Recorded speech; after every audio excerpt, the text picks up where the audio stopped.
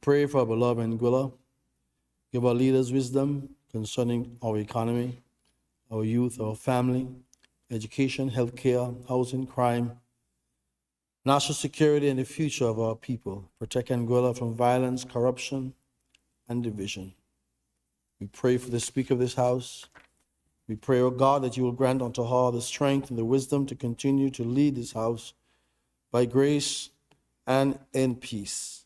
We pray for the leader of this country. We pray, God, that you will give unto her the wisdom, the patience, and the insight to guide our people. This we ask in Christ our Lord. Amen. Thank you for that prayer, Chaplain. You may be seated.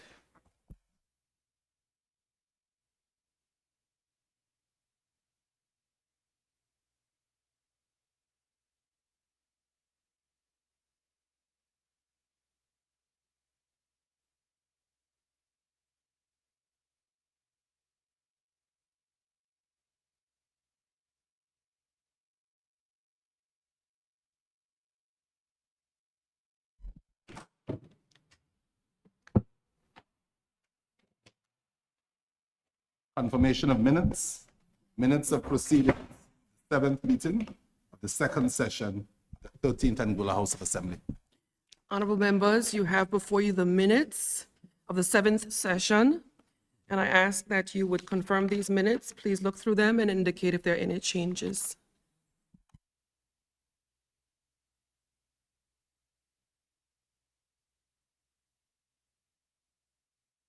Any corrections, amendments? Hearing no amendments or corrections, I invite a member to move that the minutes be confirmed. Madam Speaker, I move that the minutes be accepted as circulated. Thank you. Do I have a seconder? I rise to second, Madam Speaker. Thank you. It has been moved and seconded that the minutes dated the 3rd of July from the 7th session be confirmed. Those in favor say aye. Those opposed say no. The ayes have it. Minutes of proceedings of the 8th meeting of the 2nd session of the 13th Anguilla House of Assembly. Honorable members, you have before you the minutes of the 8th session dated 14th July 2026. Are there any corrections or amendments?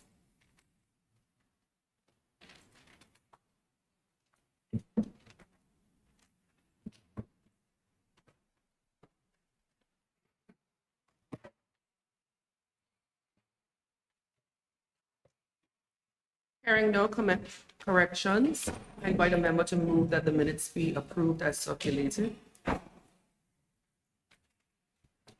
Madam Speaker, I move that the minutes be approved as circulated. Do I have a seconder? I rise to second, Madam Speaker.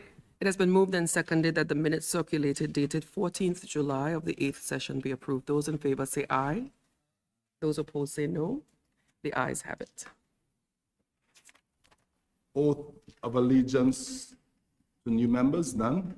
Announcements by the direction of the Speaker. Honorable members, I wish to welcome you back. I feel as if we're back from summer break. I know it's still summer for most of us, but thank you for taking time to attend today. I do have apologies for the absence of the Honorable Josie Vanterpool and the absence of the Honorable Leader of Opposition, Dr. Webster. Are there any other absences that I missed? No, I know the Deputy Speaker is in the precincts of the House.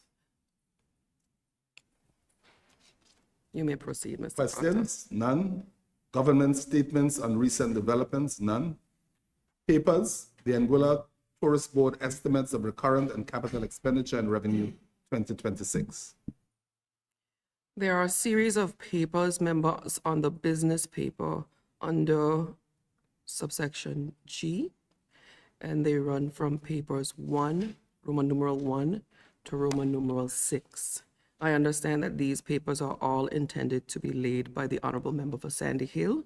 So for expedience, I will invite the member to, and the Honorable Member for West End. So I'll invite you to indicate which papers are yours, but perhaps you can, you'll rise first. Okay, I recognize the Honorable Member for West End, and then the Honorable Member for Sandy Hill can proceed in calling whichever papers are, but just announce them before and then proceed. Thank you, Madam Speaker. Madam Speaker, I beg to lay before this honorable House The Anguilla Tourist Board estimates of recurrent and capital expenditure and revenue for 2026.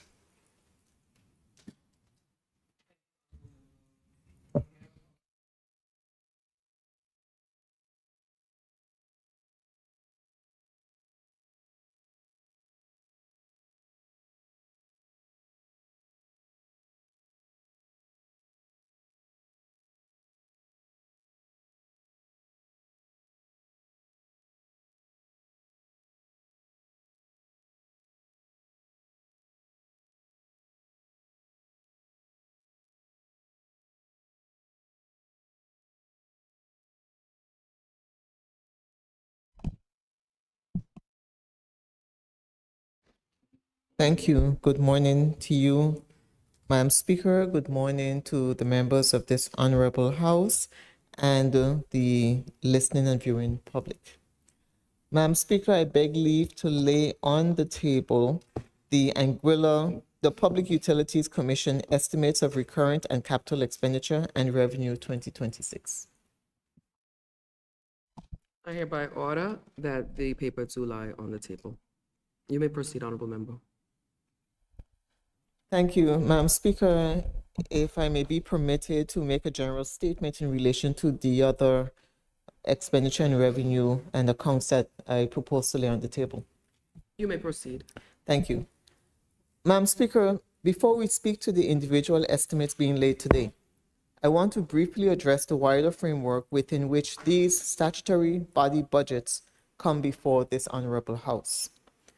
The Financial Administration and Audit Act establishes the requirements for the preparation, review, and approval of the annual estimates of government agencies, and for those approved estimates to be laid before the House of Assembly.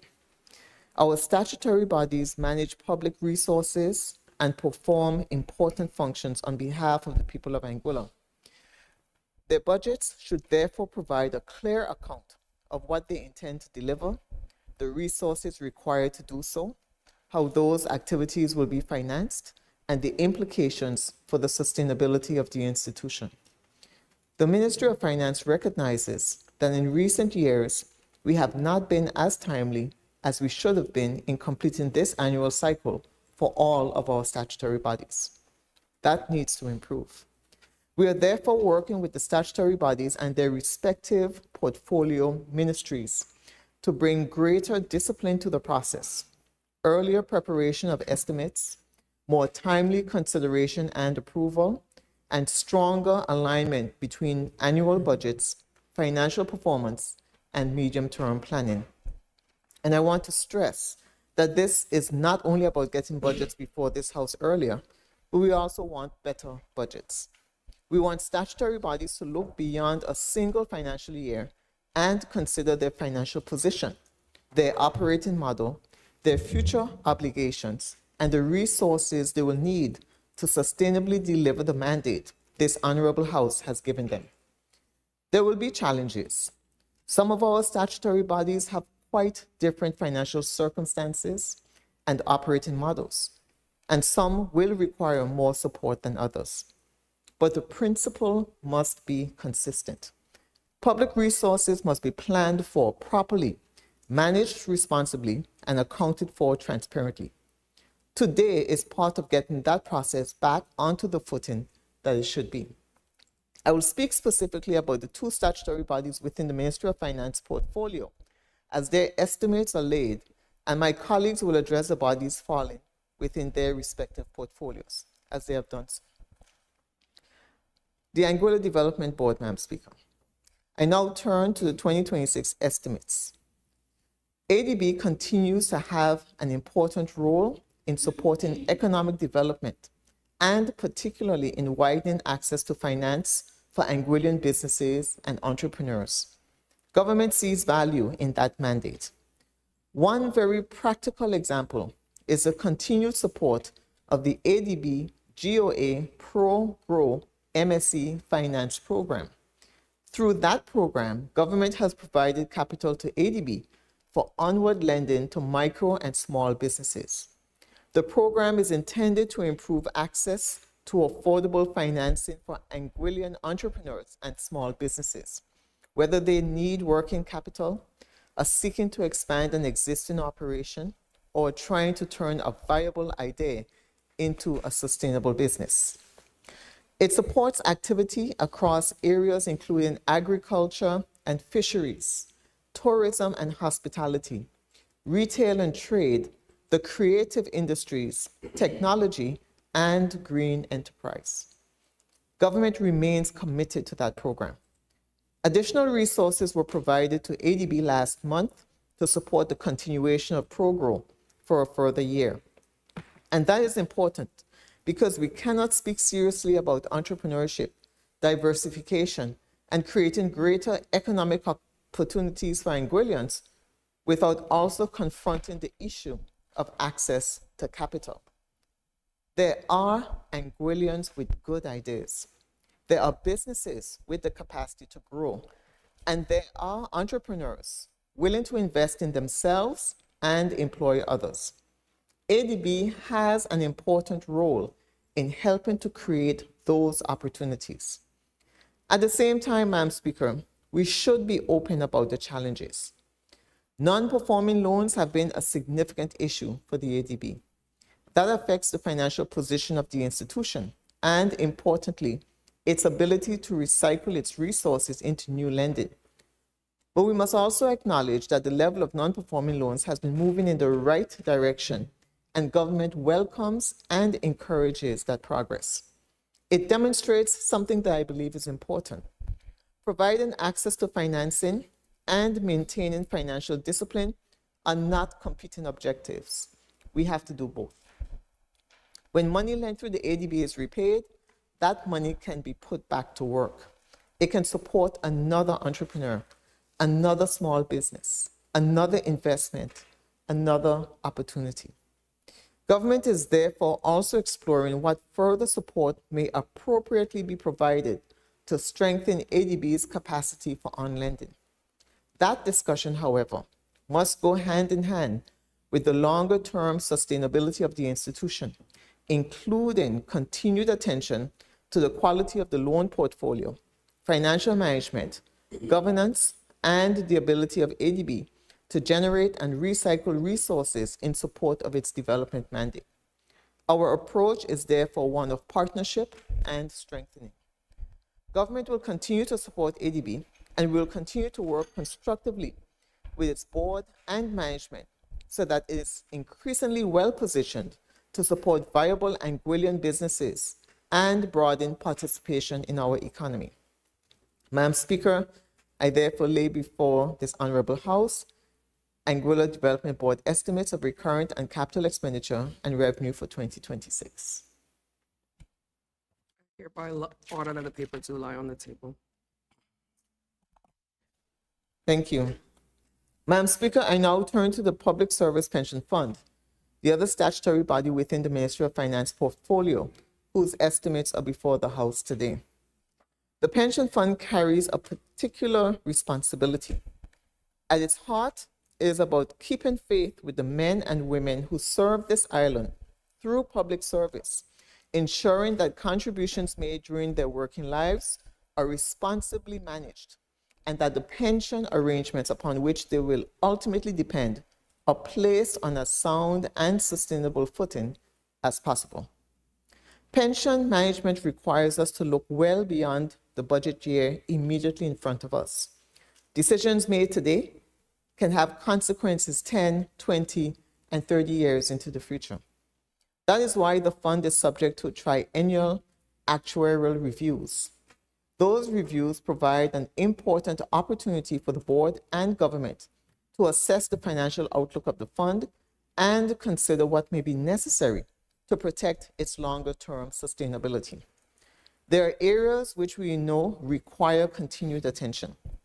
These include the long-term financing of the fund, the management and investment of its resources, liquidity and investment returns, governance and administration, and ensuring that the pension arrangements remain both meaningful for our public officers and financially sustainable over time. Progress is being made.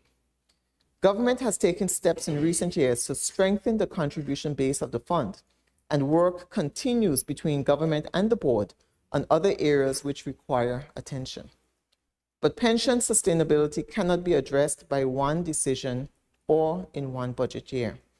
It requires careful analysis, sound actuarial advice, and responsible decisions made sufficiently early that where change is necessary, it can be measured, gradual, and fair.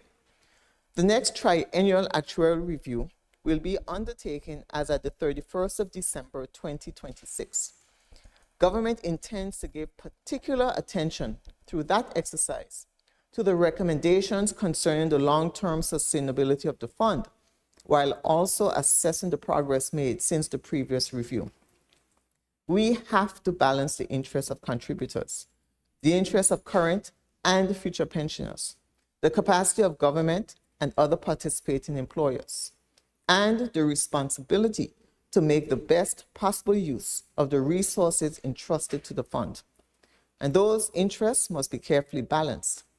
But the underlying sustainability questions cannot simply be left for another generation to solve. That is why timely budgets, sound investment management, good governance, regular actuarial review, and forward financial planning matter so much for this particular institution. Madam Speaker, I therefore lay the Anguilla Public Service Pension Fund estimates of recurrent and capital expenditure and revenue for 2026 on the table. I order that the paper do lie on the table. Thank you, Honorable Member. Thank you, Madam Speaker. Madam Speaker, I now turn to the reports of the Chief Auditor on the Government of Anguilla accounts for 2019 and 2020. The fact that reports relating to 2019 and 2020 are being laid before this House in 2026 is quite plainly later than any of us would want. And I think it is important that we are transparent about that. At the same time, the position is somewhat more complex than simply saying that government accounts have not been prepared. The Chief Auditor function is delivered under an external audit arrangement, and there has been a long-standing backlog on the external audit cycle, which predates the current period. That position was then compounded by COVID-19 pandemic. The external audit model relies heavily on on-island audit work, and for an extended period, those visits could not take place. There are also a number of dependencies within the audit process itself, including detailed sample testing, the provision and review of supporting evidence, resolution of audit queries, and the finalization of the auditor's conclusions. I do not intend to go into all of those operational details today. But what is important is that there is a recovery plan in place.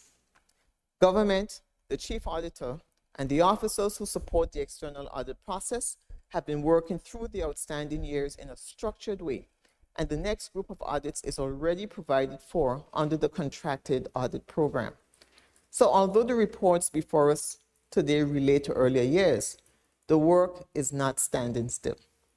The objective is to bring the audit cycle progressively up to date, and more importantly, to prevent a backlog of this scale from recurring.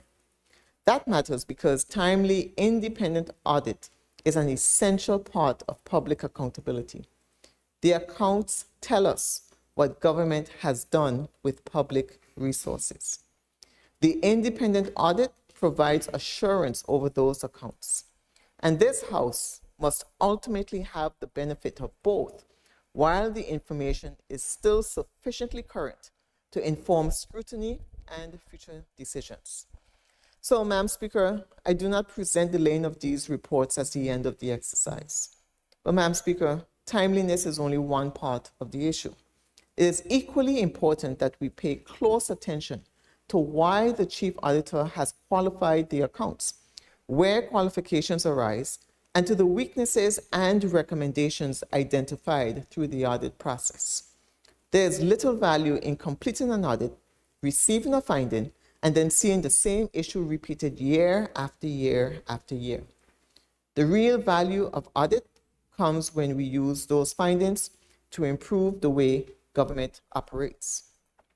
That means understanding the underlying causes of qualifications and other significant findings, assigning responsibility for corrective action, and ensuring that the necessary improvements are followed through. We should be able to demonstrate from one audit cycle to the next that issues are being addressed, controls are improving, and recurring weaknesses are reducing. And that is part of the wider public financial management work now underway.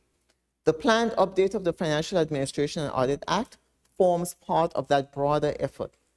We need a public financial management framework that reflects how government operates today, provides clear lines of responsibility and accountability, and supports stronger budgeting, financial management reporting, audit, and parliamentary oversight. This is not, therefore, simply an exercise in clearing old reports.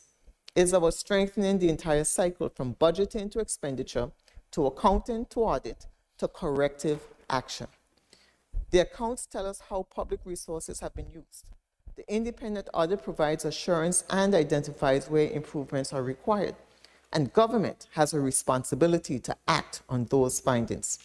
That is the culture of accountability we want to continue building. There is still work to be done, and we will not pretend otherwise. But there is now a structured program for moving through the outstanding audits. The subsequent years form part of the contracted program of work, and we will continue to support that process while ensuring that the lessons emerging from the audits are translated into stronger financial management across government. Our objective is not simply to catch up, it is to improve as we catch up. And so, Madam Speaker, I therefore lay the reports of the Chief Auditor to the House of Assembly on the Government of Anguilla accounts for 2019 and 2020 on the table. I hereby order that the report of the Chief Auditor to the House of Assembly on the Government of Anguilla 2019 accounts hereby lies on the table. You may proceed.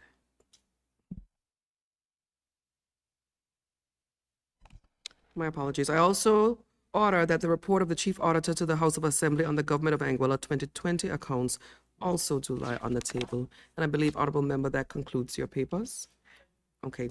Before the papers were introduced, I recognized that my microphone was off, so I don't know if it was transmitted for the public. So for the public's purpose, these papers will be found and housed on our website under the document library.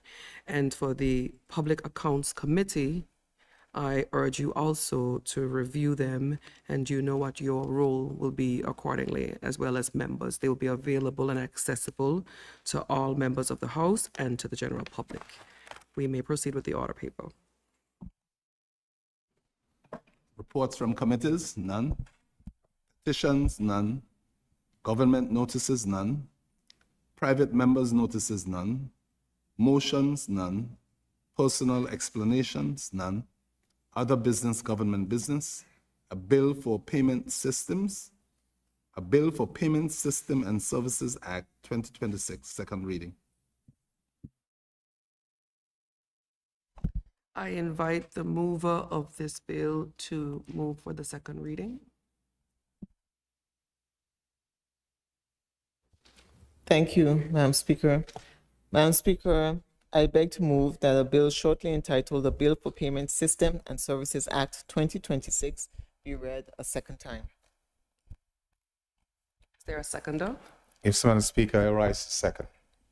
Thank you. Honorable Member, you have the floor to state the objects and the reasons. Thank you, Madam Speaker.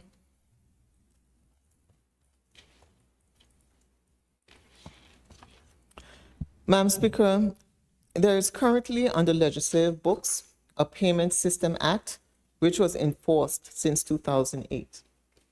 This act is no longer fit for purpose, in that it lacks a licensing regime and does not make provision for emerging non-bank payment and settlement services that are being driven by financial technology.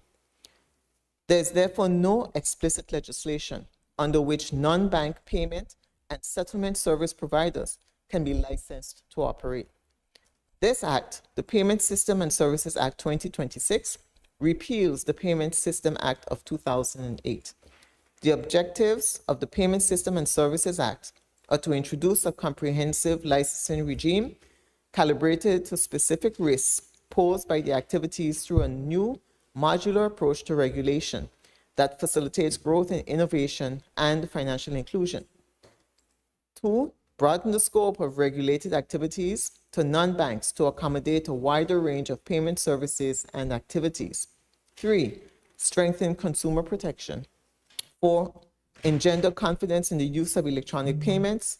And 5, enhance safety and efficiency in the Eastern Caribbean Currency Union payment system and the capacity to maintain financial stability. Since 2008, the payment services landscape has changed dramatically, and the Eastern Caribbean Central Bank, is keenly interested in nurturing a payment system environment to attract innovative payment services from non-bank service providers in the interest of financial inclusion and the reduction in the use of cash. This legislation acknowledges the full scope of non-bank provision of payment services by defining classes of licenses, provides for the issuance of regulations, clarifies the authority of the central bank in respect of oversight of the payment system, and makes provision for data protection, governance, interoperability, and innovation. In terms of the summary of the contents, Madam Speaker, Part 1 contains the definitions. Part 2 deals with the administrative provisions for payment systems and services, including the functions and powers of central bank and the establishment of the Eastern Caribbean Payment Council.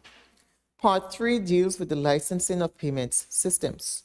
Part 4 deals with the oversight and governance measures to be used by the central bank to regulate payment systems. Part 5 deals with the designation of a payment system for enhanced oversight by the central bank.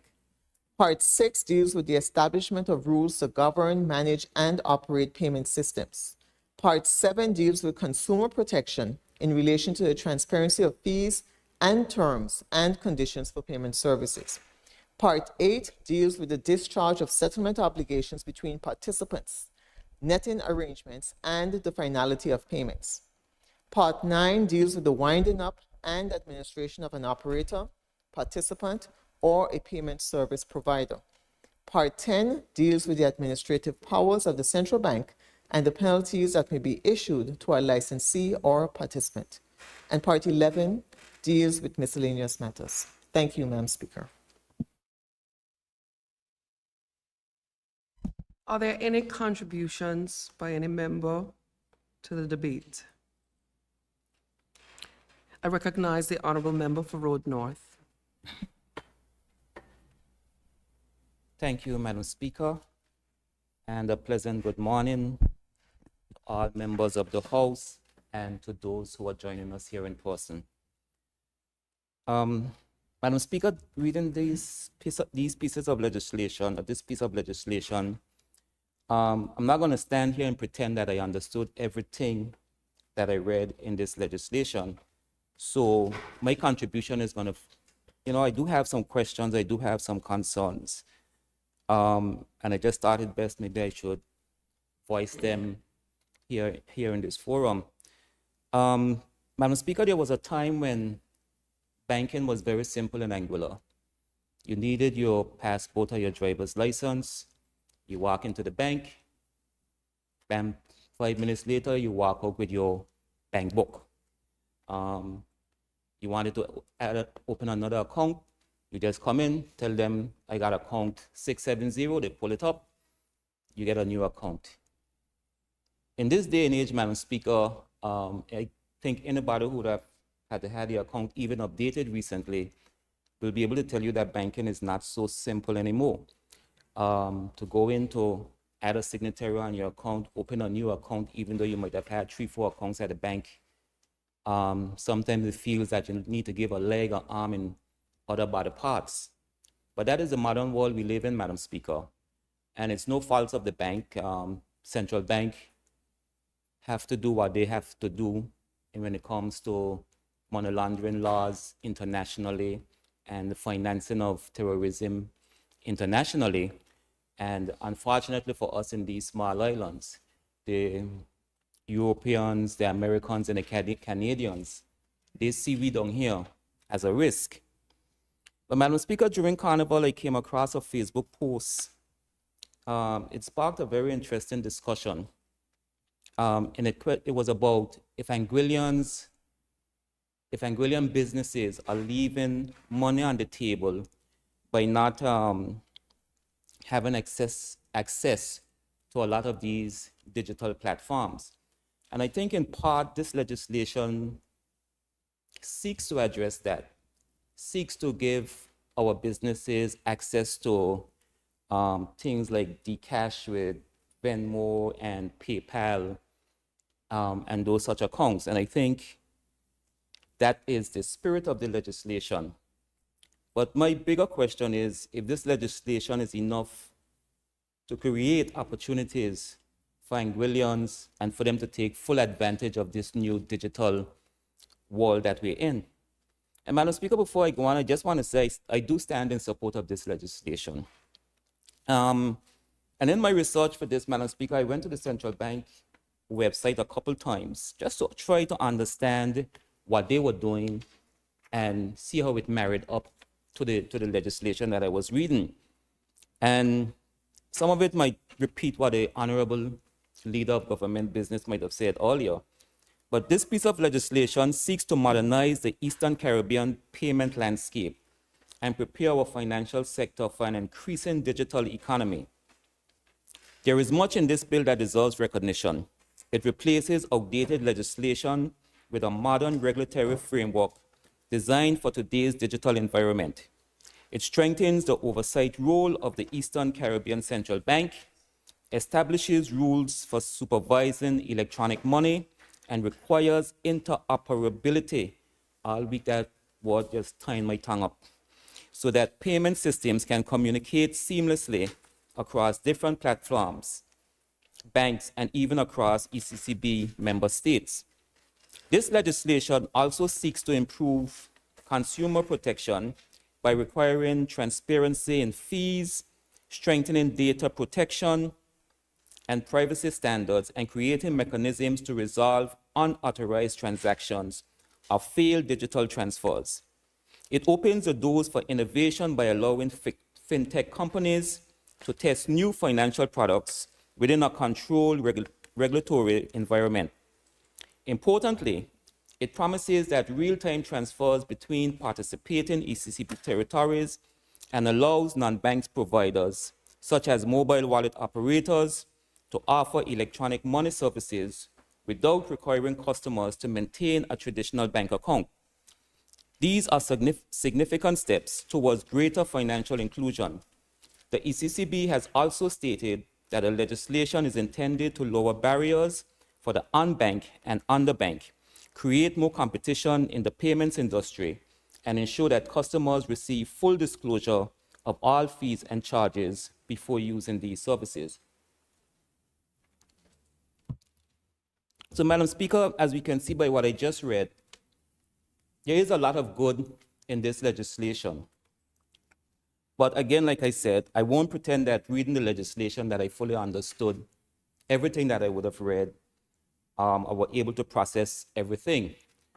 And unfortunately, if there were public consultations, I missed them. So there weren't any public consultations where I could have gotten feedback as to how the bill's supposed to work, or even sometimes when the general public asks questions, you get an idea of really and truly where this bill's supposed to go.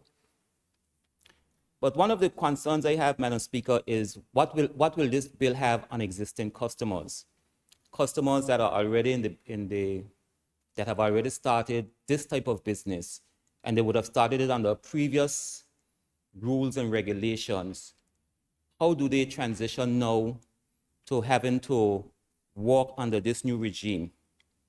There is no new licensing requirements, increased supervision, capital requirements, liquidity reserves, mandatory audits, new governance standards, and ongoing compliance obligations.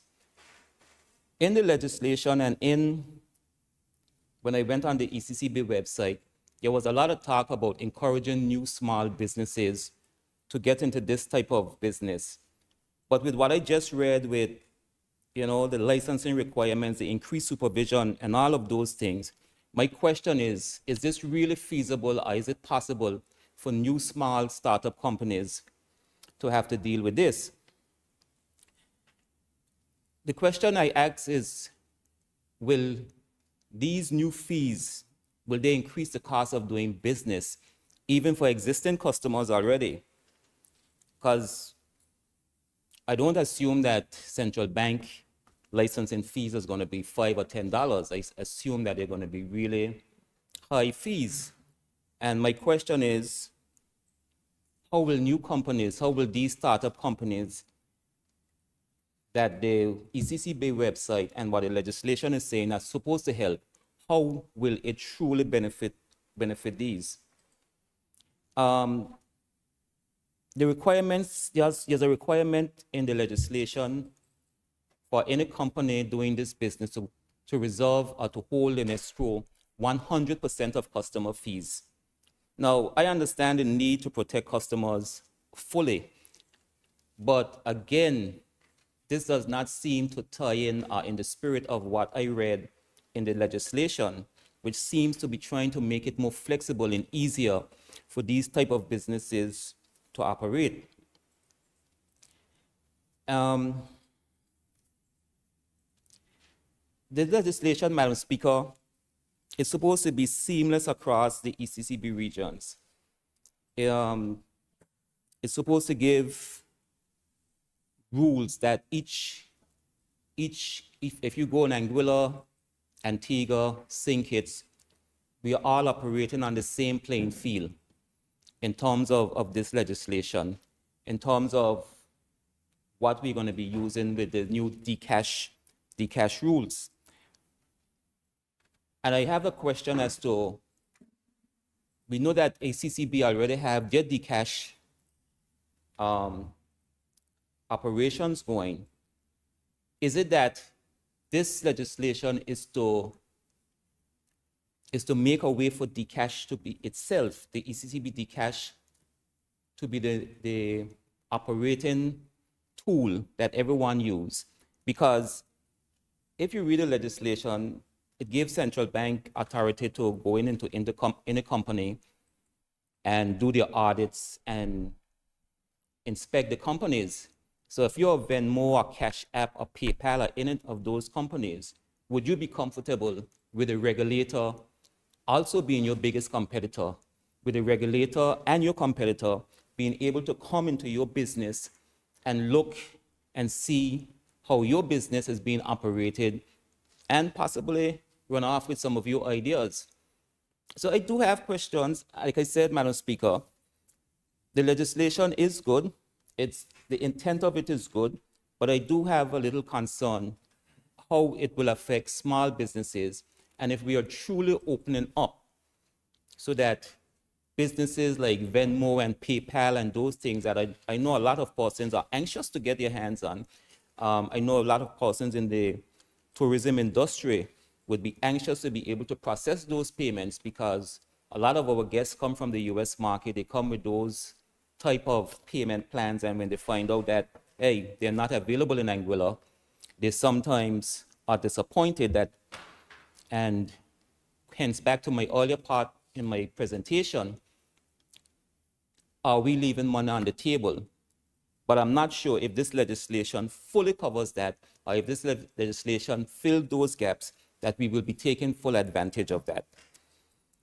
So, Madam Speaker, in closing, like I said earlier, I am in support of this legislation. I just do have some questions and concerns, and hopefully in the committee stage, I'll get some answers and will, make me feel a little better about this legislation. Thank you, Madam Speaker. Honorable Member, I appreciate your honesty and I appreciate your contribution. Are there any other contributions?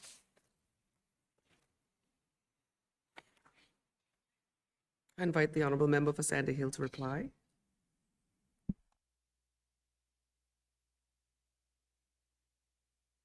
Thank you, Madam Speaker. Madam Speaker, I look forward to the committee stage. I would have invited the PS of Finance to be here to answer the questions that have been raised by the honorable member.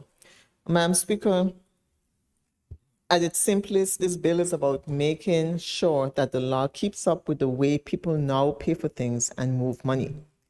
Many of us now pay bills online, transfer money electronically, use cards and digital wallets, and expect businesses to be able to receive payments quickly and safely. Small businesses also increasingly need modern ways to get paid, including by customers who may be overseas. Yet the law governing our payment system was passed in 2008. Technology has moved on considerably since then, and our legislation needs to move with it. The bill gives Anguilla a modern framework for the electronic payments, as I mentioned, and for the companies that provide those services. It's designed to do two things at the same time: open the door to more choice and innovation, while making sure that people who use these services are properly protected. It matters to the ordinary person because a modern payment system should make everyday life easier, not harder. We want residents and businesses to have access to safe and convenient ways to pay, receive money, and transfer funds. We want reputable non-bank payment providers to have a clear route to enter the market. And we want Anguilla to be able to benefit from the kinds of payment services that people elsewhere increasingly take for granted. If you are using a payment service, you should know what it will cost you. You should understand the terms. You should know what happens if a transaction goes wrong. You should know how your personal and financial information is being protected. And if you have a complaint, there should be a clear way to have it addressed. And so this bill strengthens those protections. It requires greater transparency around fees and terms, provides a structured complaints process, and places stronger requirements on providers in areas such as data protection, cybersecurity, and the reliability of their systems. But Madam Speaker, I also want to be clear about what this bill is not. It is not cryptocurrency legislation. It does not create a licensing regime for cryptocurrencies, utility tokens, or other private digital assets. It also does not move Western Union, MoneyGram, or similar money remittance businesses from the Anguilla Financial Services Commission to the ECCB. Their existing remittance business continues to be regulated under the Money Services Business Act. So the purpose here is not to disrupt services that already exist. It is to modernize a part of our financial framework that governs payment systems and electronic payment services, and to make sure that new services can develop in a safe and properly regulated way. Madam Speaker, to also touch on the question raised by the honorable member in terms of the consultation, this consultation would have, and the existing bill would have actually been quite extensive. And so from as far back as 2023, when the ECCB undertook national consultations in 2023 and 2024 before resubmitting the bill to member countries in November of 2024. And the process involved engagement with ministers of finance, attorney generals, and other stakeholders across the ECCU. And as of today, all member states have implemented, save for St. Kitts, Montserrat has now implemented, and Anguilla.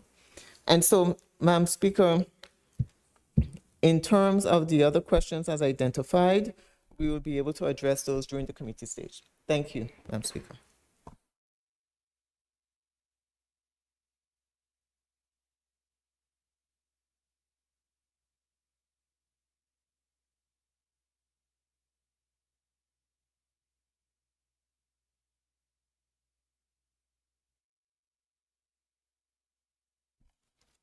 An act to modernize and strengthen the legal and regulatory framework regarding payment systems, thereby providing an environment for payment service providers that is safe, efficient, resilient, inclusive, and competitive through the management of risks, the maintenance of financial stability, and the protection of the interests of consumers. The bill has been read a second time and committed. Honorable members, pursuant to Rule 45, the bill stands committed to a committee of the whole assembly to consider it clause by clause. This House is now in committee.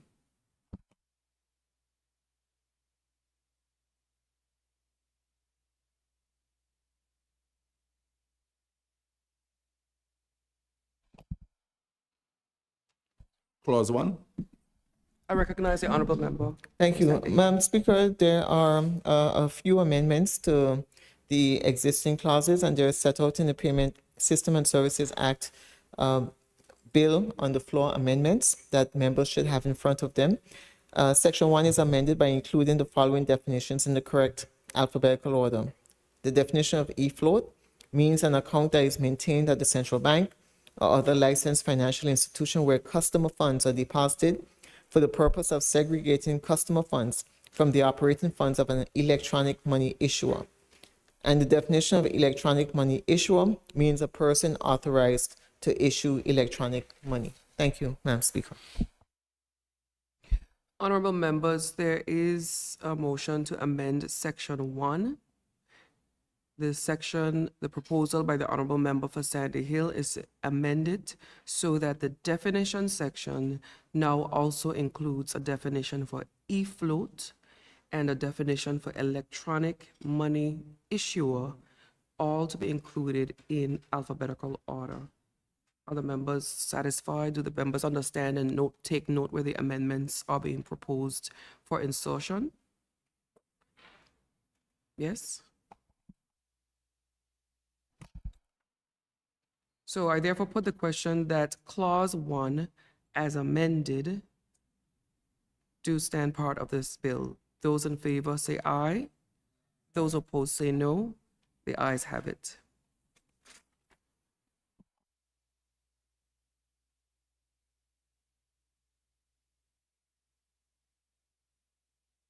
Okay, as it relates, I understand that there is a question. There are questions from the honorable member for Road North. And I also recognize that the Permanent Secretary Harding Hodge is present.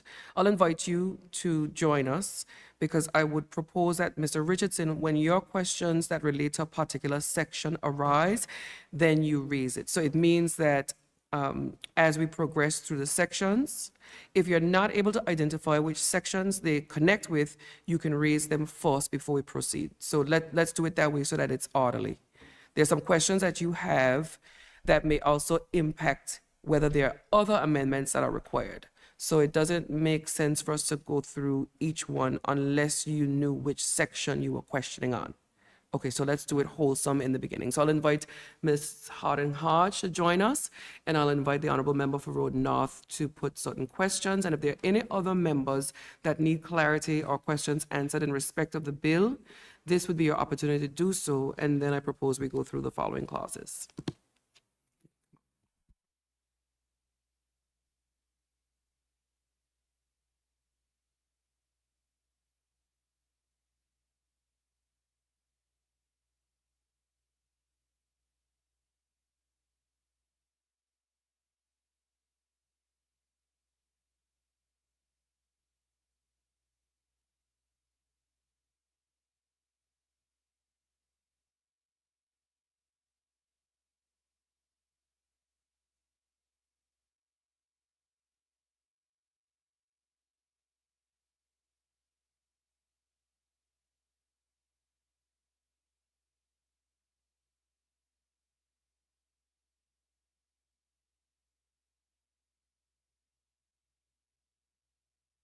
Honorable member for Road North, you may proceed with your questions.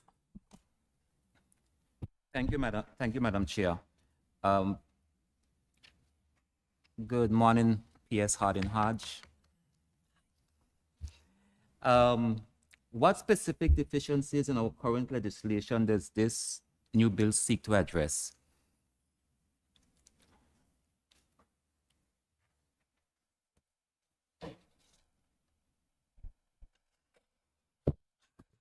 Good morning. Madam Speaker, the principal deficiency is that the Payment System Act of 2008 does not contain a comprehensive licensing regime for the non-bank and payment and settlement service providers.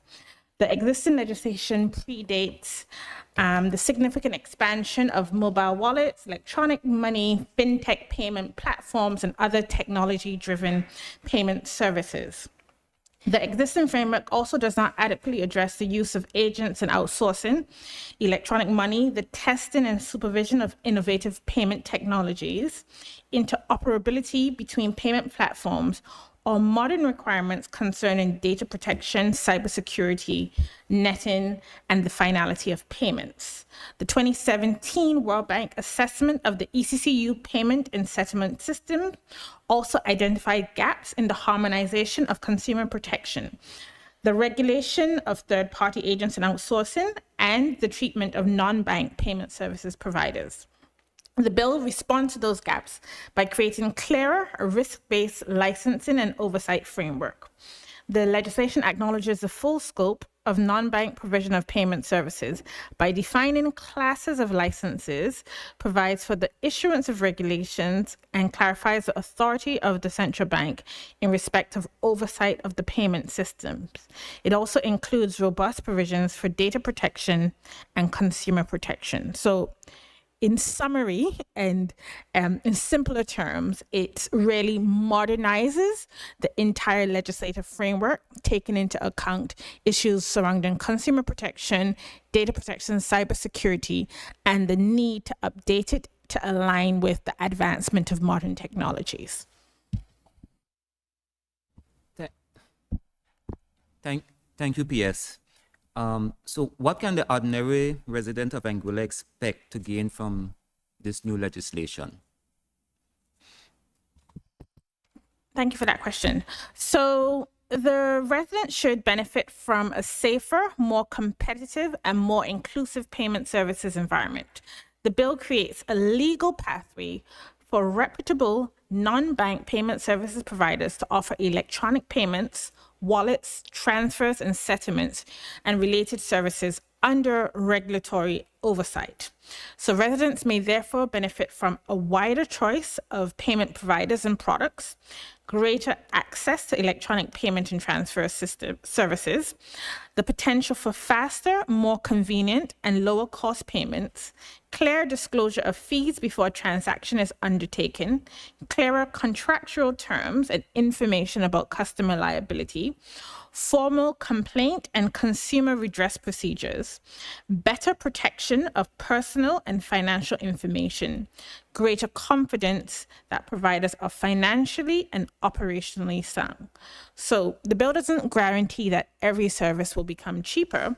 It should, however, improve the environment for competition, transparency, innovation, and interoperability, all of which can place downward pressure on costs and improve service delivery to our residents. Thank you. Will this legislation make it easier for ordinary individuals to access these services when compared with the requirements for opening a traditional bank account? Potentially, yes. One of the express functions of the central bank under the legislation is to promote financial inclusion. The bill allows regulated non-bank providers to offer payment accounts, electronic wallets, and transfer services without requiring every customer to establish a traditional commercial bank account. These providers may be able to use simpler and lower cost operating models than traditional bank accounts. However, the bill does not remove customer identification or anti-money laundering requirements. Section 35 requires licensees to comply with the Proceeds of Crime Act and applicable AML CFT obligations. The precise onboarding requirements that will therefore depend on the nature and risk of the service, the provider's approved arrangements, and any regulations, rules, or guidelines that are issued for implementation. Thank you. Will customers who may not have a traditional bank account be able to access the digital currency services under this act? Yes. So that is one of the financial inclusion possibilities contemplated under the bill. Section 144 establishes 3 classes of licensees: electronic funds transfer and settlement, electronic money, and operator. And it allows the central bank, after consultation with the minister, to specify others. A person would therefore not necessarily need a traditional bank account to hold or use appropriately authorized digital wallet. Access would nonetheless be subject to eligibility, identity verification, transaction limit, and AML/CFT requirements. But yes, you would not need a traditional bank account to access these services. Thank you. What benefits will this act provide that are currently not available? So, similar to before, the Act provides a number of protections and regulatory tools that are either absent from the original piece of legislation or not adequately developed within the existing Payment System Act. For example, it provides an explicit licensing framework for non-bank payment providers. It also provides for license classes for electronic funds transfer, electronic money, and payment systems operators. It also provides for the recognition in Anguilla of an ECCB payment service license issued in another ECCU member country or territory. It provides powers to require the interoperability between payment accounts and systems, and it provides for mandatory transparency concerning fees, terms, and conditions. And we all know that that's very important in terms of consumer protection. It also provides a structured complaints process, including escalation to the Eastern Caribbean Central Bank. And then, very important, it provides stronger data protection, cybersecurity, and operational resistance obligations. For example, under one of the sections, provider must ordinarily respond to a written consumer complaint within 7 days, and a dissatisfied customer may refer the matter to the ECCB, which may direct remedial action or the payment of appropriate compensation. So it's very strong on the consumer protection and data protection safeguards, and it allows for more players to enter the market in terms of non-bank service providers. Who will be eligible to apply for a license under this act? Will it be limited to incorporated entities, or will sole proprietors and other form of business organizations also be able to apply? Okay, thank you for that question. So the bill defines a person as either an individual or a corporate body. However, the payment systems and services regulations, the draft regulations, I should say, will stipulate that an applicant for a license must be a corporate body. So every applicant would still have to satisfy the prescribed documentation and application requirements, pay the relevant fee, demonstrate an ability to fulfill the obligations of a licensee, and satisfy the ECCB's fit and proper governance, capital, and operational requirements. The central bank may calibrate the conditions of a license according to the nature, scale, and risk of the proposed service. Will companies like Western Union and MoneyGram be required to obtain a license from the ECCB to continue operating in Anguilla under this act? I know the Premier touched on it, but if you want to go in better detail. Yeah, the Premier did touch on that. So it's just in repeating basically what she said. The simple answer is no. Western Union, MoneyGram, they provide money remittance services and are not within scope of the licensing regime established by this bill. So their activities in Anguilla will continue to be regulated under the Money Services Businesses Act by the Anguilla Financial Services Commission. This bill does not transfer responsibility for regulating those businesses to the central bank, and they would not be required to obtain a license from the central bank merely to continue their existing money remittance operations. If a money remittance company, however, were separately to undertake an activity follow within scope of another regulated class under this bill, that separate activity would have to be considered on its own facts. However, the existing remittance activities are not brought within scope of this bill simply because they involve transfer of money. Thank you. Can a list or at least identify the categories of companies, organizations, and individuals that will be affected by this legislation be given?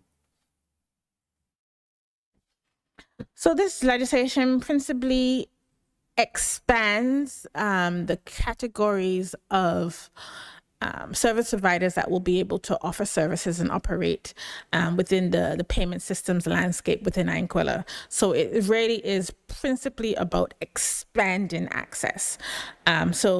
It will principally affect the following categories: operators of payment and settlement systems, non-bank electronic payment services providers, electronic money and digital wallet providers, electronic funds transfer and settlement providers, fintech companies offering innovative payment technology, foreign payment services providers operating in the currency union, and agents acting on behalf of payment service providers, businesses to which important payment services functions or are outsourced. Banks and credit unions are exempt from the licensing requirements under Part 2 because they're regulated institutions, and by virtue of their respective licenses are already authorized payment services providers. They will nevertheless be required to comply with the Act's operational, reporting, consumer protection, and oversight requirements when providing payment services or operating payment systems. Will digital payment companies such as PayPal, Venmo, Cash App, and similar companies be permitted to operate in Anguilla under this Act? So the bill creates the legal pathway through which an international digital payment company may apply to operate, but it does not automatically approve any named company. A company wishing to provide a covered payment service in Anguilla or the wider currency union would have to obtain the appropriate ECCB license and comply with the applicable license conditions, consumer protection standards, AML safety requirements, and other laws. So whether PayPal, Venmo, Cash App, or another provider chooses to enter the Anguillian or ECCU market remains a commercial decision for that company. The legislation enables regulated entry, but it does not compel a provider to offer its services here. If the companies like the ones listed above can operate in the ECCB region, will it be required to establish a regional presence, a physical regional presence? So the bill expressly recognizes foreign payment services providers. So foreign companies are not excluded. It does not impose a general requirement that every foreign provider must incorporate or establish a physical office within the ECCU. The draft regulations stipulate that in respect of foreign applicants, the application must be accompanied with proof that directors of the company reside in the currency union, and that with respect to the requirement to engage an external auditor, the firm must be a member of a professional body of accountants recognized by the ECCB. The ECCB may also impose appropriate license conditions concerning the provider's operating arrangements, local agents, governance, reporting, consumer protection, and regulatory access. Further operational requirements may also be prescribed through regulations, rules, or guidance. A license issued by the ECCB in one ECCU member country or territory will have effect throughout the currency union, including Anguilla. This regional recognition is intended to avoid requiring a provider to obtain a separate payment service license in every ECCU jurisdiction. Thank you. Have the fees for the various licenses established under this Act, have they already been determined? The fees have not yet been confirmed. They are still being worked through. The fees will be established under regulations, which are currently under review by member territories of the ECCU. Is it anticipated that this legislation will make Anguilla a more attractive jurisdiction for fintech companies and other digital currency providers? I would say yes. This is one of the explicit policy objectives of the reform. The bill provides greater legal and regulatory certainty through a clear licensing framework, a risk-based and modular approach to regulations, a process for reviewing and testing innovative payment technology, regional recognition of ECCB licenses, rules supporting the interoperability, and stronger protections that should improve consumer confidence. A payment service provider licensed by the ECCB might access the wider ECCU market rather than a market limited to Anguilla alone.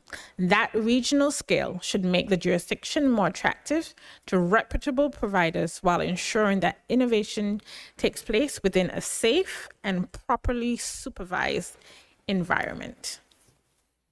Thank you, PS. Just one more that I did not have on the list. Hopefully it's an easy one for you to answer. But when is it anticipated that the legislation will take effect after passing through this honorable house? Could you repeat the end of that? When is it anticipated that the legislation will take effect after the passage through this house? When is your anticipated timeline?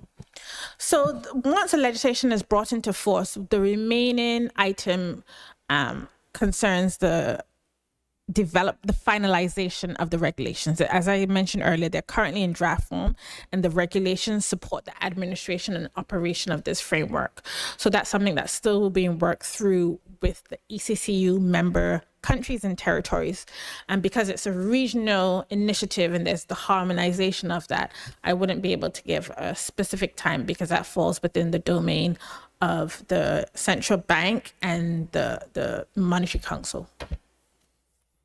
Thank you very much, PS. Madam Chair, just through you, is it possible to ask the PS to forward a copy of the answers so we can have them, please? Yes, of course. These were your questions provided in advance? These are answers specific to your questions? That's what they are? Yes, Madam Chair, except the last one. Okay. But all were provided. Yes, of course. I know the PS wouldn't have any difficulty with forwarding to the clerk so that all members should have the benefit of it. Are there any other questions for the permanent secretary while she's here? It's not a thrilling piece of legislation that they don't want to jump up and talk about, but I'm very grateful for Road North for always leading the charge with fleshing things out. If there are no further questions, I think we could move forward. We do have some proposed amendments, so I'll invite the clerk you can propose the sections up to those that are amended. Clauses 2 through 11. I put the question that clauses 2 through 11 stands part of the bill. Those in favor say aye. Those opposed say no. A bit cheerful. Those in favor say no. The ayes have it. Clause 12. I recognize the honorable member for Sandy Hill. Thank you, Madam Speaker. I move that section 12.2 be amended by deleting paragraph C and adjusting the paragraph lettering accordingly. Honorable members, I draw your attention to clause 12. There is a motion that clause 12 be amended insofar that paragraph subsection C be deleted and the paragraph lettering be adjusted accordingly. Please have a read.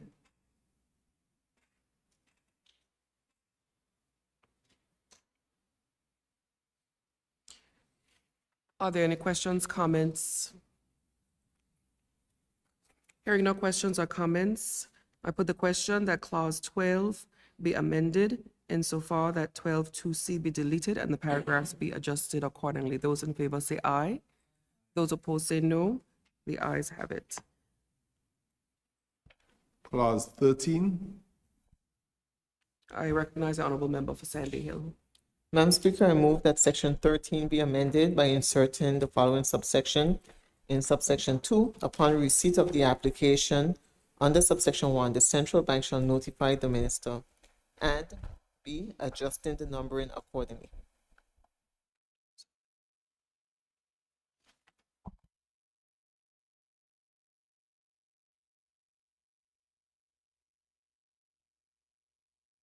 I noticed it inserts subsection 2, but I don't see a subsection 1.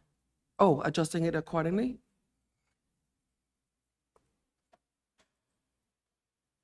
I suppose, Madam Speaker, it's a style of drafting. Section yeah. 13 can either become number 1 and then the insertion of number 2, So the section where it reads a person will become subsection 13.1. Yes. And then this becomes 13.2. Is that clear, members? Are you following? We're at clause 13. And the amendment and the question I raised was, how would it become 13.2? Because I hadn't seen a 13.1, but subsection 1 will now be what reads as 13. Are there any questions or comments? Hearing none, I put the question that clause 13 as amended stands part of the bill. Those in favor say aye. Those opposed say no. The ayes have it. Section 14.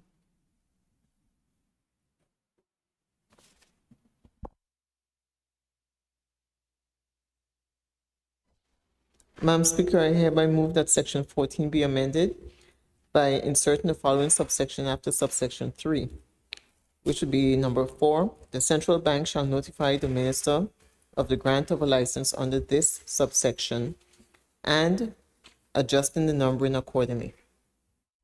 Honorable members, there is a motion proposed by the honorable member for Sandy Hill that section 14 be amended insofar that section 14 now includes subsection 4 and the numbers be adjusted. Those in favor say aye. Those opposed say no. The ayes have it. Section 15 to 16. I put the question that sections 15 to 16 do stand part of the bill. Those in favor say aye. Those opposed say no. The ayes have it. I recognize the honorable member for Sandy Hill.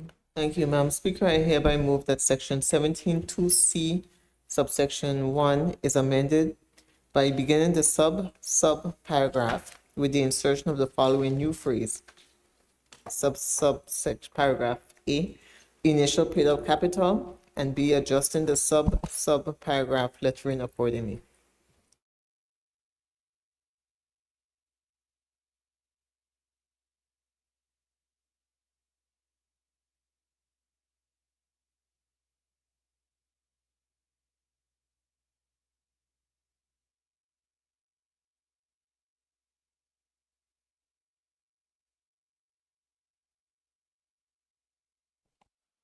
Honorable members, there is a motion moved that the section 17(2)(c)(1) be amended so that the beginning of the sub-paragraph with the insertion of the following new phrase now reads capitalize A, initial paid up capital, and the numbers are adjusted accordingly.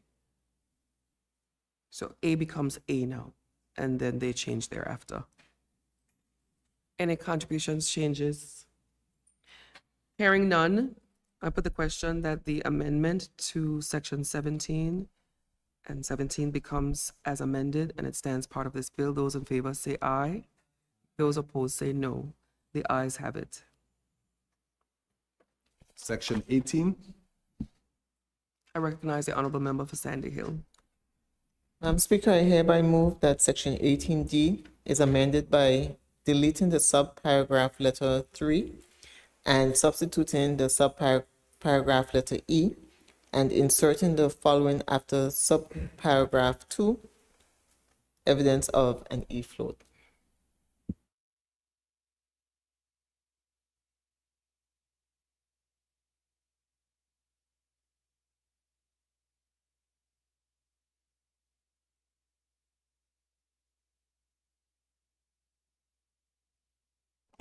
I think I'll take bets if any member understands that amendment. Is the amendment clear? I'm looking at it myself, and the purpose that we look at it in committee is that we don't want to pass it, and I sign it, and the clerk signs it, and the honorable governor signs it, and we really signed it with an error. This is all subject to human oversight as well. So members, please be sure that you understand the proposed motion as it relates to this amendment, and then I'll put the question.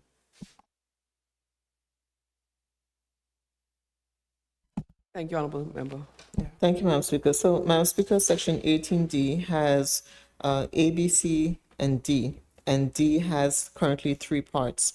The proposal is to delete the letter Roman numeral 3 and substitute the paragraph letter E. So Roman numeral 3 becomes E.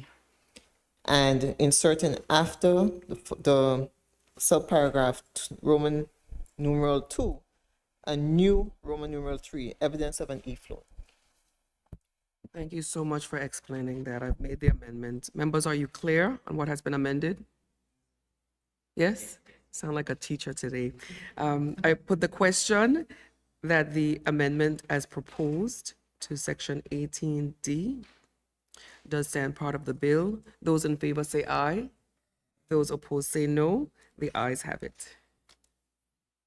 Sections 19 to 25. I put the question that sections 19 to 25 as drafted stands part of this bill. Those in favor say aye. Those opposed say no. The ayes have it. Sections 26 to 71. I put the question that sections 26 to 71 as drafted stands part of this bill. Those in favor say aye. Those opposed say no. The ayes have it. The title and the enacting clause. I put the question that the title and the enacting clause stands part of this bill. Those in favor say aye. Those opposed say no. The ayes have it. The bill, as amended, is now ready for its third reading. This House resumes its sitting, and I invite the mover to report. Thank you. Madam Speaker, I beg to report that the bill entitled the Payment System and Services Act 2026 has passed through committee with amendment and is ready for its third reading. Is there a seconder? Honorable members, it has been moved. Is there a seconder? I rise to second, Madam Speaker. Thank you. It has been moved and seconded that a bill shortly entitled the Payment System and Services Act 2026 as amended in committee be read a third time and passed. Those in favor say aye. Those opposed say no. The ayes have it, and I call upon the clerk to read the bill a third time.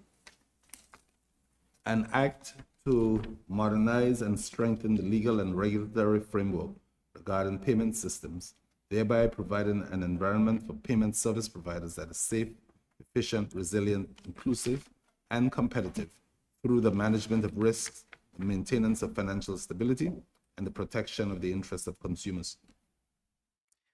Honorable member, I declare that the bill has been read a third time and passed and shall be declared to be the Payment System and Services Act 2026. Thank you for your attention to this matter. A bill for the Business Companies Amendment Act 2026, first reading. I invite the mover of this bill, a bill for the Business Companies Amendment Act 2026.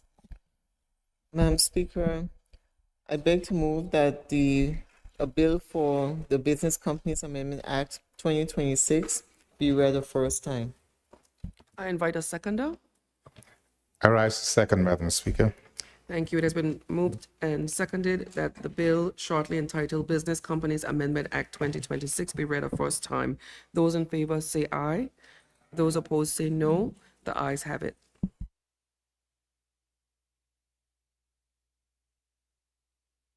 I call upon the clerk to read the bill a first time.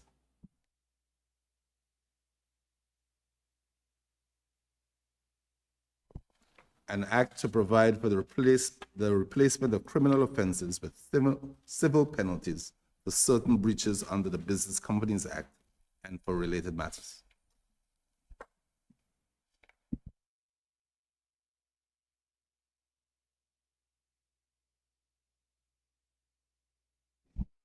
I recognize the honorable member for Sandy Hill.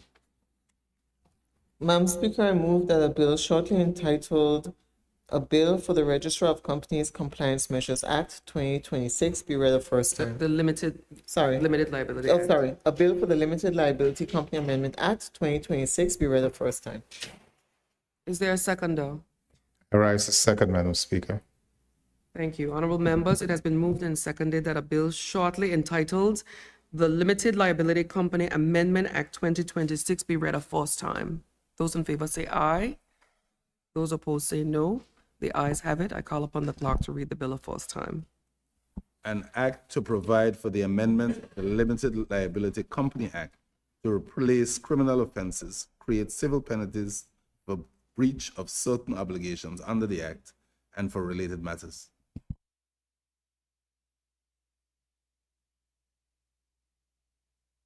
A bill for Registrar of Companies Compliance Measures Act 2026, first reading. I invite the mover of this bill.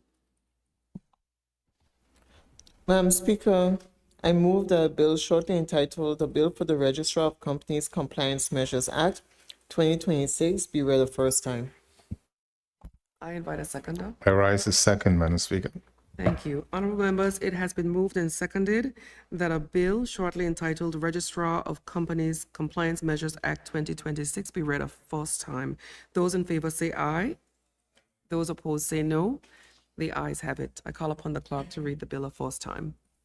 An act to confer powers on the Registrar of Companies to better provide for inspection of and compliance by certain entities that are registered in Anguilla and for connected purposes.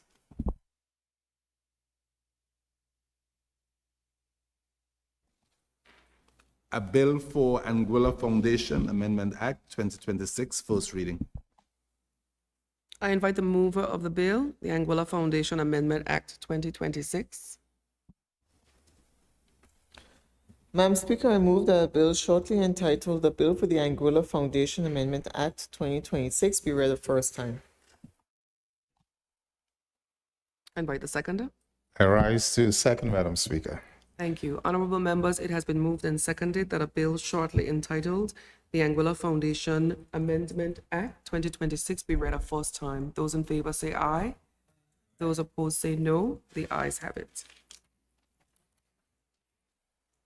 An act to provide for the replacement of criminal offenses with civil penalties for certain breaches under the Anguilla Foundation Act. A bill for Trust and Corporate Services Providers Miscellaneous Amendments Act 2026, first reading. I invite the mover of this bill. Madam Speaker, I move that a bill shortly entitled "A Bill for the Trust and Corporate Services Providers Miscellaneous Amendments Act 2026" be read a first time. I invite a seconder. And I rise to second, Madam Speaker. Thank you. Honorable members, it has been moved and seconded that a bill shortly entitled Trust and Corporate Services Providers Miscellaneous Amendments Act 2026 be read a first time. Those in favor say aye. Those opposed say no. The ayes have it. An act to amend various acts and regulations to give effect to and make consequential amendments arising from the enactment of the Trust and Corporate Services Provider Act 2024 and to provide for related and incidental purposes.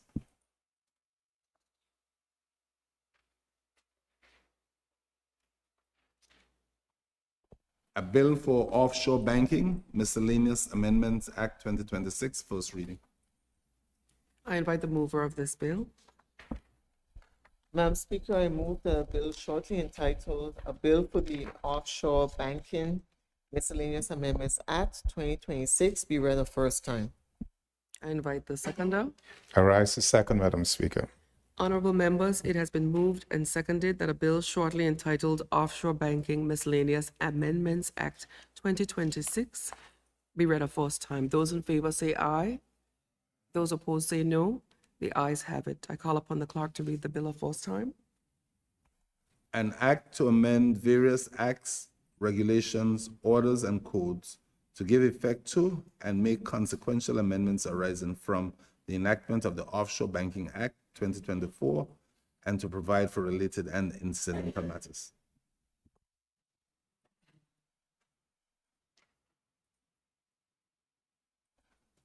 A bill for Criminal Amendment Code 2026, first reading.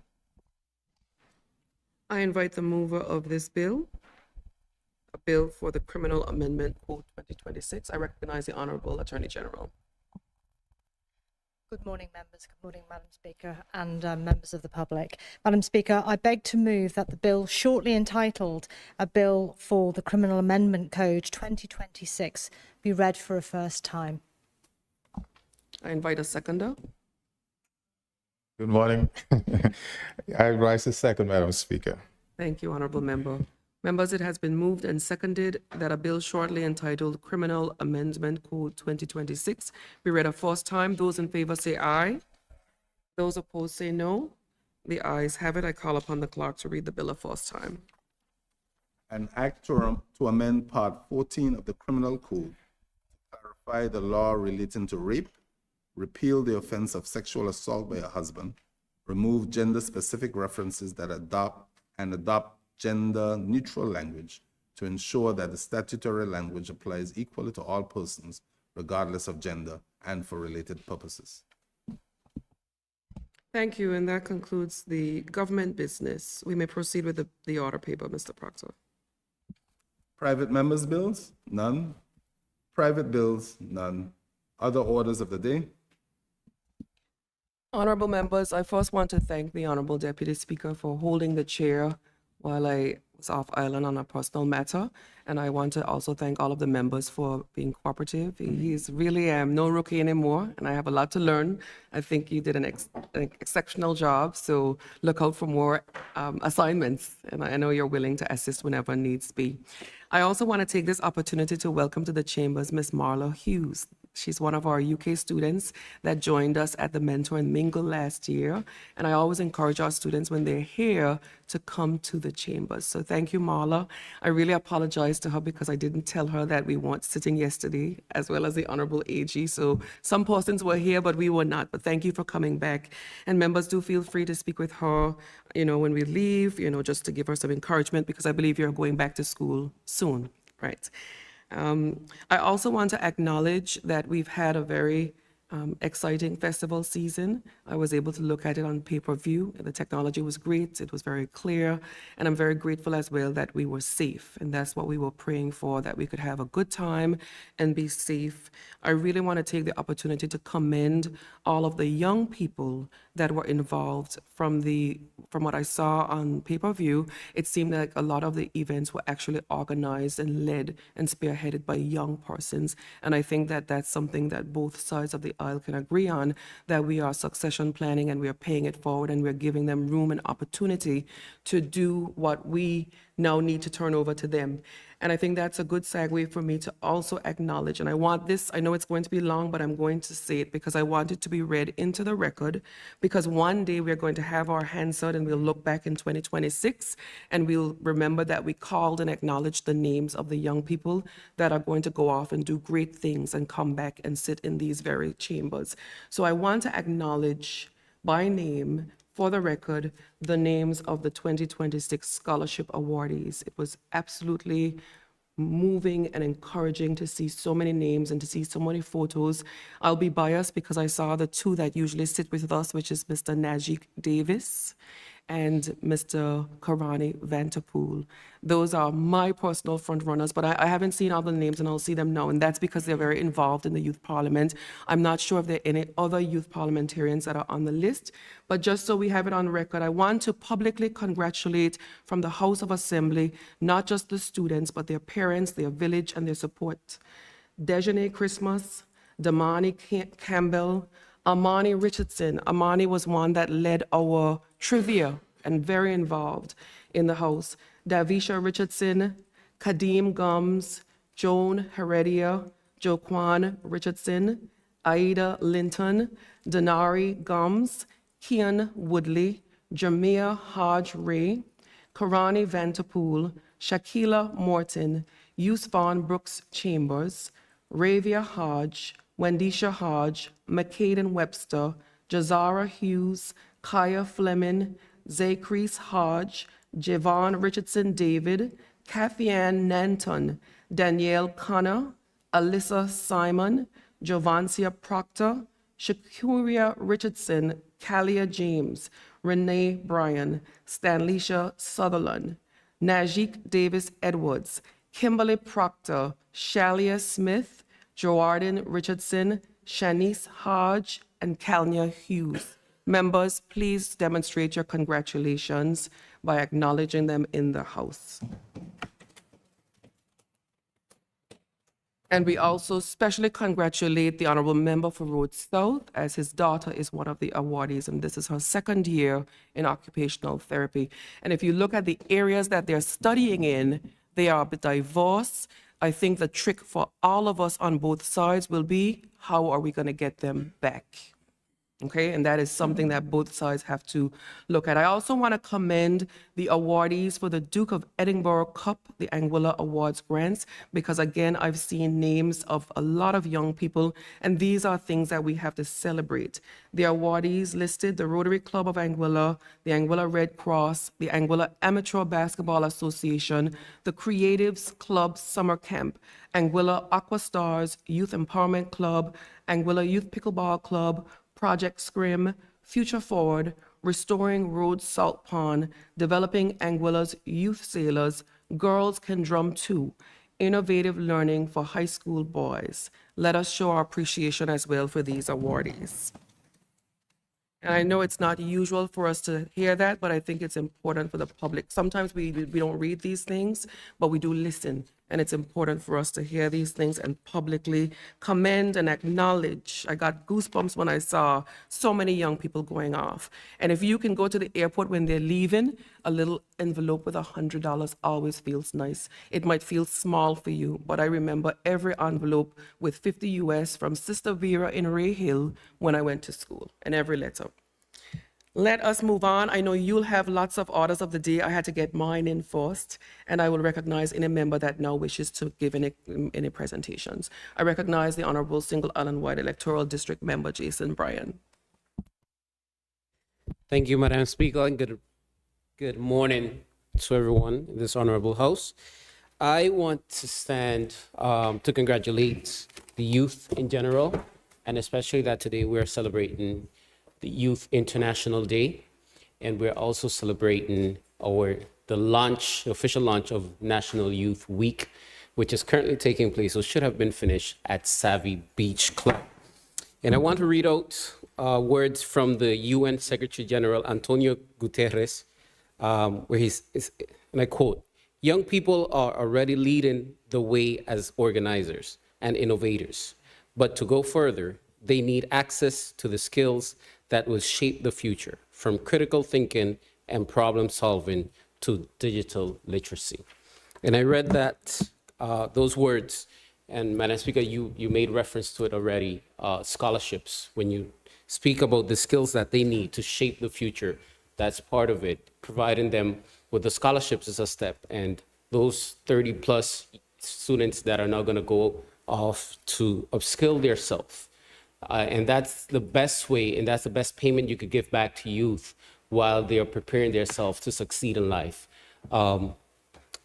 And as we continue throughout the years, I'm sure that we will continue to improve the opportunities and open more pathways for more youth to benefit from. And I've already made a pledge to my colleagues in terms of scholarships for the following years, and I'm sure they will support when the time comes. So we just have to continue to give youth an opportunity to grow and to succeed. And I also want to take the time to welcome Ms. Marla Hughes, my 2004 classmate. That's the first time I came to the island. And then I know she moved on to grade 3. I had to stay back because I was still learning the language. But I just want to congratulate her and welcome. It's good to see her here in the house today. Thank you so much, Madam Speaker.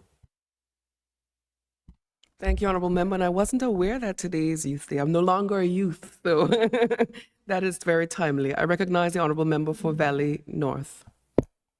Thank you very much, Madam Speaker. Madam Speaker, I wish to put on record my sincerest gratitude to the members of the Anguilla Summer Festival Committee under the leadership of Mr. Fitzroy Brigade Tomlinson, and also the members of the Anguilla Festival Development Commission on their extremely hard work over the summer festival period and leading up to it.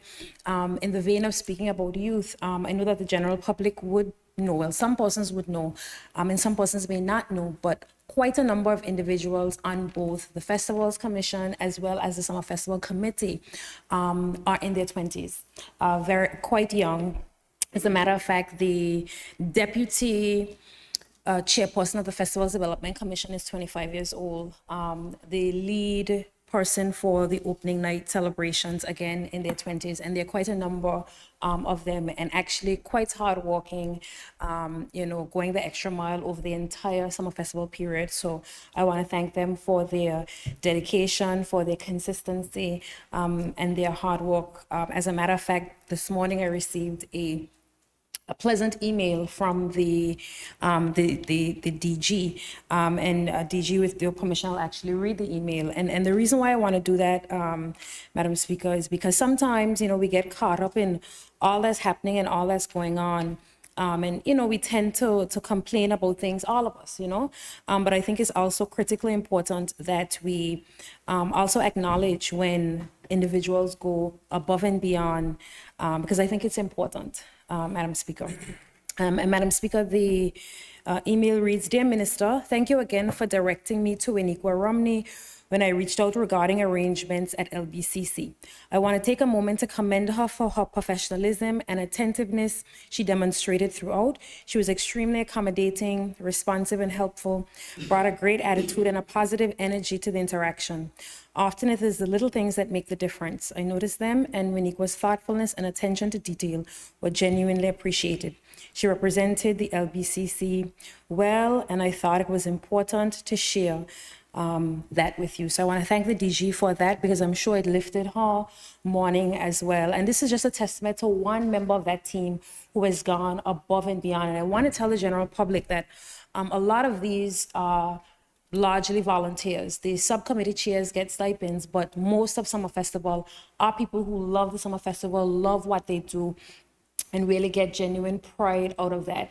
And sometimes they are overlooked in all that's happening in the space. So I want to acknowledge the work of all the members. This week we are getting together on Friday for a full day of our initial set of postmortem meetings. So I look forward to that as well. I also want to acknowledge the work of the Department of Youth and Culture in relation to the preparation and the launch and press conference related to the celebration of Youth Day. I think it's always important for us to recognize all that our youth are doing. I'm also proud of the 35 students who will have the opportunity to go overseas, to go to university, and to train in some critical development areas, Madam Speaker. I think it's critically important that us as elected representatives, that we play a very hands-on role in things like scholarship development. It's not enough just to earmark funding to it, Madam Speaker. I think it's critically important that we assess the procedures, the processes, to make sure that they are fit for purpose. And when we recognize that they leave a lot to be desired, that we put our foot forward and continue to agitate for changes. So I'm very happy, and I want to put on record my sincerest gratitude to the PS for Public Administration, Ms. Marza Demi Adams, and her team for the hard work that they have been doing to reform the process over the last year. And I look forward to continuing to work with them to strengthen and reform that overall process so that it is transparent, it's fit for purpose, and all persons have a fair chance and access to government-based scholarships. Thank you once again, Madam Speaker, for the opportunity. Thank you, Honorable Member. Are there any other members that wish to speak? I recognize the Honorable Member for West End, and I know how this is going to start.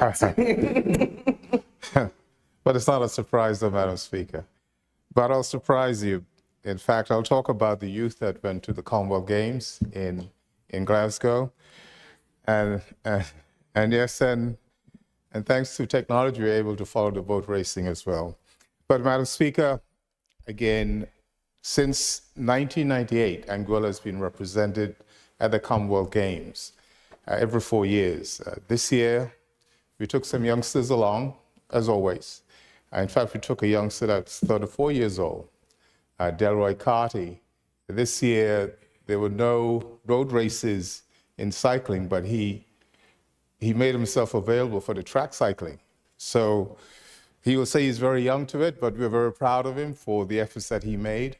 But of course, as always, we're proud of our youth whenever they go out to represent Anguilla the question that was often asked was, how many medals did we win? We, at this stage, are not going to win gold, silver, or bronze, but we laid a foundation. One of the things that was very evident, Madam Speaker, is that we need to do a lot more in programmings and also in infrastructure. For instance, even in the swimming, a young lady who was swimming for us, representing us, had never swum in a 50-meter pool. And for her, it was something new. A couple of our young swimmers as well did well. They did their personal best. For our track athletes, most of them are training overseas. But I think as we look forward to developing our own track and field facility, and I say track and field, because there are a number of our youngsters in primary schools and in high school whose sizes might be not suitable for sprints, but they're very suitable for throwing events. So I think, Madam Speaker, as we develop over the infrastructure, sporting infrastructures over the next couple of years, will give our young athletes the best possible chance of success. Too often, while I was in Glasgow, I had to say it's Anguilla and not Angola, because most people still believe that when you say Anguilla, oh, you're from Africa. Of course, we're originally from Africa, but the fact is we're from the Caribbean right now. And again, I think that is something, whenever we get the opportunity to promote our small island on the world stage and at the Commonwealth Games with 74 nations, and the Duke of Edinburgh was present. So again, I know it was mentioned earlier with the awards through golf. Again, that is something that I'm very proud of. Madam Speaker, but of course, I think the color for the year is gray. I think we like to have things in black and white, but there are times gray is the color. And I am so proud of, as always, of the Wizard and the Light and Peace for what they've achieved over this year. And proud in the sense that it was pretty much a season that was incident-free. Of course, you're gonna get your arguments and your hard leads that some didn't take. But again, the combination of the seniors in the boats, those in their 70s, and our young teenagers, I think that says a lot. Out of the sailing school, and I know as a government, we're gonna look to do as much as we can to support the sailing school, because the future of our national sport is gonna go through those youngsters. The captain of the Wizard, he was a member of the sailing school. The captain of the Light and Peace, they were students at the sailing school. So again, it says that the foundation that has been laid there is definitely benefiting us today. So Madam Speaker, again, I want to say congratulations to all of them for their performances. And again, as we go forward, we would continue to do the best that we can to assist in the development of our youth. Thank you, Madam Speaker. Thank you, Honorable Member. And you know I share the same gray. I'm a greyhound from East End, and I'm very also thrilled because my nephew sails on the Light and Peace. So I'm very happy for the outcome for the season. I recognize the Honorable Single Island-wide Electoral District Member Hodge. Thank you, Madam Speaker. Yes. I won't go there now. So, Madam Speaker, I just want to also congratulate the scholarship recipients, all 35 of them. They're excellent youngsters in Anguilla. Their future is very bright. You know, all of them would have studied hard in high school. Some of them would have gone on to sixth form. And now they are being rewarded, Madam Speaker, for their excellence as youngsters, and they're moving on to a different stage. And I want to wish them traveling mercies. I want to wish them God's grace and mercy as they go into foreign lands and study hard and make us proud. And, you know, when they return home, you know, make their contribution. And as a government, Madam Speaker, you know, it is our duty, you know, to make sure that the environment, you know, for their return is created. I also want to congratulate the Summer Festival Committee, the Department of Youth and Culture, and the Minister of Culture as well, for putting on a really good carnival. You know, it was great. Lots of family members came back home And, so far the reports are good, incident-free. So we want to congratulate them for putting on a successful carnival. I also, Madam Speaker, want to highlight, because currently the CPL is taking place, the Caribbean Premier League in cricket, and we have 2 Anguillan youngsters participating in the CPL, and it's a very exciting tournament to watch. It's the 20-over match, and it's taking place in various islands in the Caribbean. We have Jamar Hamilton playing for Antigua, and we have Casey Carter playing for Jamaica. And it was an exciting match last night to see Casey with the bat. He really put on a good performance. Jamar, he would have had a rough time the other night, but we look forward to the other games coming up, and we wish them both, success as they move forward in the CPL cricket tournament. So I encourage everyone to tune in, whether by television or YouTube. It's also free on YouTube. I don't have cable. I watch things on the internet, Madam Speaker. So it's available live stream YouTube, and it's an exciting tournament to view. So thank you so much, Madam Speaker. Thank you, Honourable Member. Does any other member wish to speak? I recognize the Honourable Member for Road South. Thank you very much, Madam Speaker, and single island wide member Hatch. If you want to pop over by me, you could always pop over by me to watch it. So, we are practically neighbors, Madam Speaker, and the single island wide member knows that me casa is su casa. Madam Speaker, on a point of order, I will not be crossing the road to visit the member. Proceed, member. Madam Speaker, you know what is unfortunate sometimes? That we are all Anguillan first and foremost. And for political purposes, we tend to give the impression that we are enemies. But the single island wide member, Mr. Kyle Hodge, and I are pretty good friends. And I don't know why he's denying me, like Peter. Remember, we're all friends. We're actually all friends. In fact, we're cousins, we're friends, we're everything. So proceed with your statements for the day. He has done 2 denials, Madam Speaker. Hopefully he won't do a third. You don't want it to be thrice. So go ahead and proceed. I would hope not, because it reminds me of Peter in the Bible. But Madam Speaker, I too rise to congratulate the people of Anguilla on our largely incident-free summer festival. And that is a testament not only to the discipline of the people of Anguilla, but also the tremendous job of marketing prior to the carnival by the Royal Anguilla Police Force. And I think that we should all give Commissioner Clark and his team a round of applause, because they did a tremendous job of letting them know that you won't be able to call 1-800 Cardell Bail if you got into trouble. But Madam Speaker, it's just it's a old joke. Old joke on me. Yeah. So Madam Speaker, you heard that, right, Madam Speaker? It's unfortunate. Anyway, Madam Speaker. Yes, Madam Speaker. Madam Speaker, I would also, while I'm standing, I would like to extend condolences to the family in Northside, Ambrose Richardson and his family, for the loss of their father, Ambrose. We all know Ambrose, we know the house. No one can go into Northside without knowing the house, and we all know Ambrose and his dedication to the Anguilla Public Service. So, on behalf of myself and hopefully the entire Parliament, I wish to extend condolences to him and his family.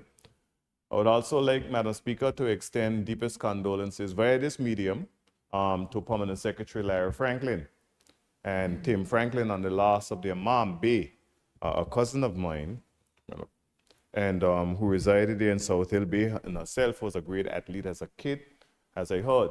I wouldn't have known because she's a little older than I am. But what I do know that Larry inherited her genes, and he was a tremendous sprinter in the Valley Secondary School, Madam Speaker. And I know the community will miss her because she wasn't far away from the main road, and everyone saw her tending to her garden and her cats, Madam Speaker. I would also like to extend condolences to the family of Winston Eiffel Winston Eiffel, is a Bajan by birth, but he was also the husband of Lolita Davis Eiffel. And together they bore 2 sons. And Winston passed recently. He was my manager at the Capjaluca Hotel, having managed the purchasing department when I first entered into the hospitality sector.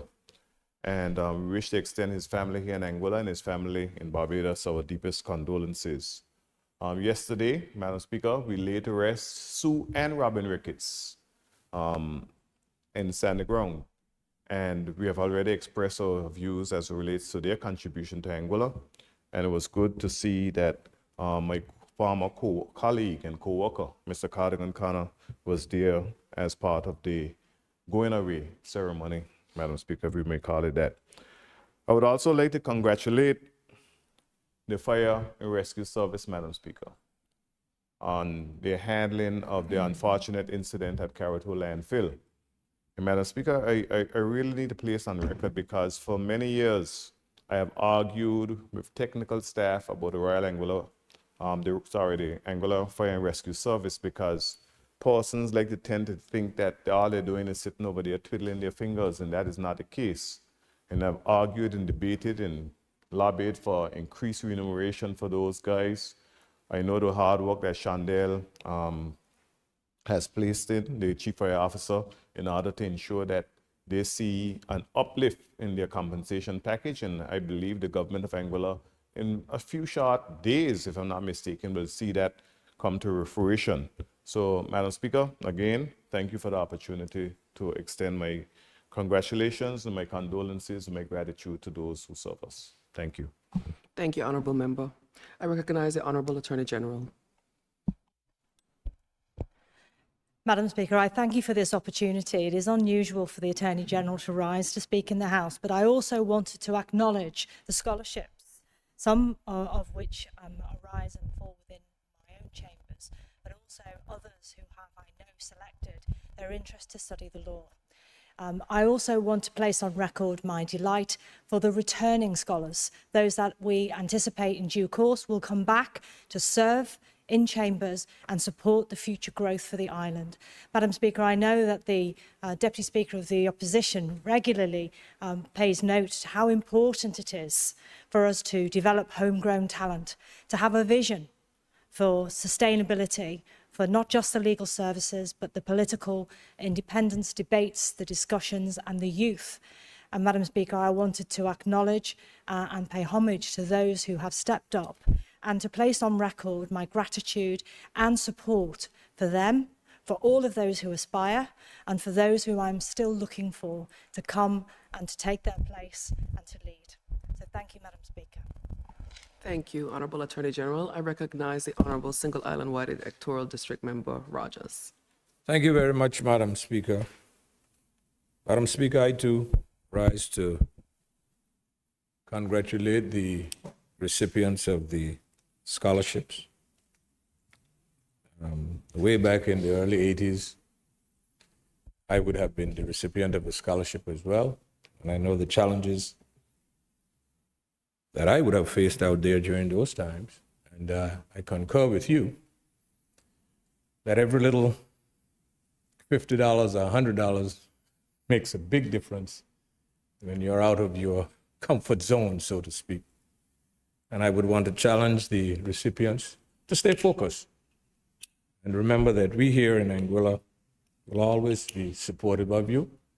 It's a lot of hard work for some of those who would not have left Anguilla for that period of time, whether it's 3 months, 4 months, whatever the semester is. Again, stay focused, work hard, and at the end of the day, we expect you all to be successful, to gain whatever knowledge and experiences that you may encounter out there, because at the end of the day, Anguilla will benefit from your work. I would also like to congratulate the Festivals Committee, the Minister responsible for youth and culture, for pulling off what I would consider a very successful summer festival, incident-free, as some members would have indicated earlier. It shows that even in the midst of uncertainties that we can behave as a civilized society and enjoy ourselves during that period of the festival. I'm also hoping that the minister responsible for the festivals and the committee commission would look into reviving the jazz festival that used to take place one time prior to the beginning of the tourist season. It's not everybody that loves calypso and soca or loves reggae and country and western. Some of us do love jazz as well. I'm sure that internationally, it would put in another plug, not only for festivals, but for the beginning of the tourist season as well. So you can look into that. Of course, Madam Speaker, in my younger days when I was able to see a cricket ball, I represented this country in a number of cricket matches as a national player, and at one time was the captain of the national team, so cricket is part of my DNA. Pleased to see the CPL and our local guys participating in that, and to also express my thanks and gratitude to the people of Anguilla for being able to represent them at Sir Garfield Sober's funeral in Barbados a few weeks ago. It was a spectacle. I think I will never live long enough to forget it, Madam Speaker.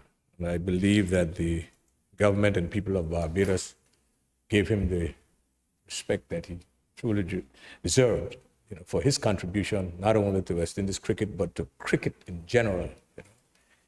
Definitely was a pleasure, Madam Speaker, to be there and to have known him, because I met him in 2007 at the World Cup final that was played in Barbados, and to meet a number of the other West Indian legends of whom I'm very familiar and established friendships over the years.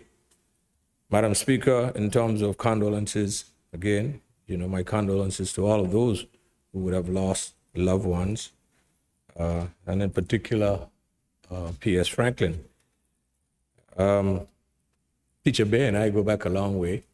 The late 70s, we taught at the same school for a brief period, so we've always developed a friendship from that time, and I know her very well from the time I was a youngster. And to say to Larry and the entire family that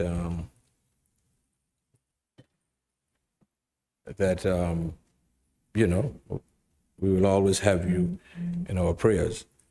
And Madam Speaker, what was heart-wrenching and unfortunate was the loss of life of that terrible accident down on the Jeremiah Gomes Highway, loss of life of a approximately 2-year-old.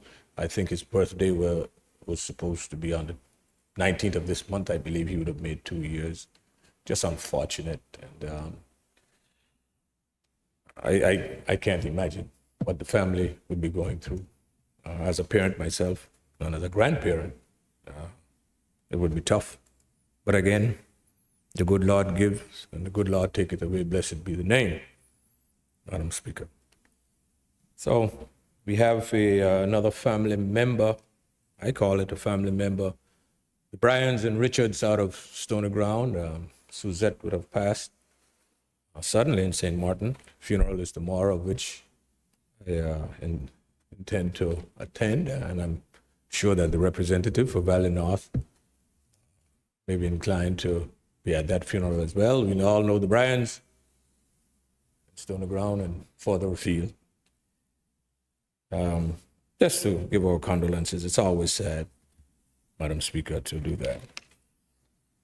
Again, a very close friend of mine would have lost a young son of his, in Canada. I intend to attend that funeral as well, Madam Speaker. But again, extend my condolences and best wishes to the family in coping with these difficult times. Thank you very much, Madam Speaker. Thank you, Honorable Member, and we do endorse those words of comfort to the families as well. I recognize the Honorable Member for Sandy Hill. Thank you. Madam Speaker, with the exception of the invitation for the house visit, I endorse all of the sentiments that have previously been espoused. Yeah. But Madam Speaker,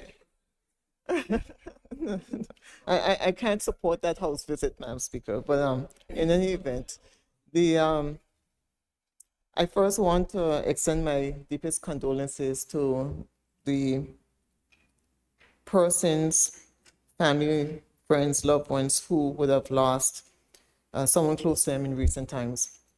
And in most recent times, certainly the passing of the 2-year-old child in the tragic vehicle accident.